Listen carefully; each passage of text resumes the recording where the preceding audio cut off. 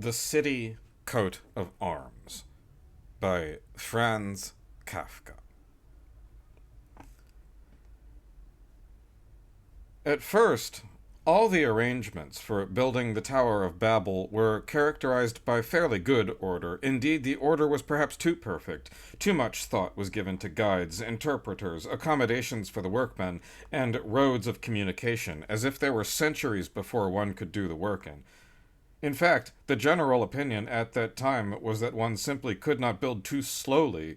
Very little insistence on this would have sufficed to make one hesitate to lay the foundations at all. People argued in this way. The essential thing in the whole business is the idea of building a tower that will reach to heaven. In comparison with that idea, everything else is secondary. The idea, once seized in its magnitude, can never vanish again.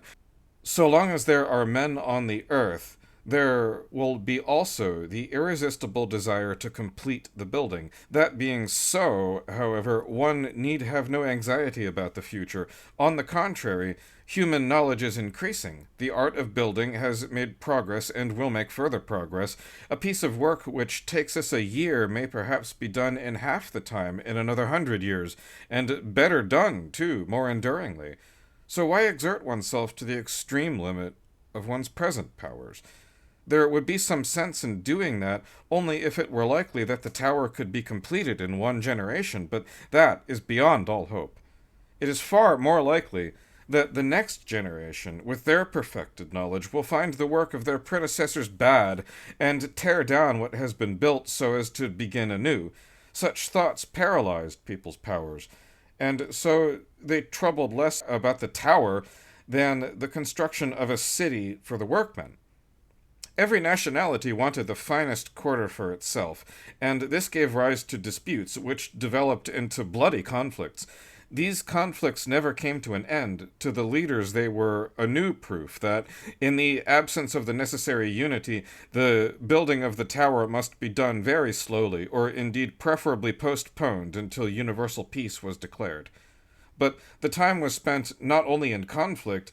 The town was embellished in the intervals, and this, unfortunately enough, evoked fresh envy and fresh conflict. In this fashion, the age of the first generation went past, but none of the succeeding ones showed any difference, except that technical skill increased, and with it occasion for conflict. To this must be added that the second or third generation had already recognized the senselessness of building a heaven-reaching tower, but by that time everybody was too deeply involved to leave the city.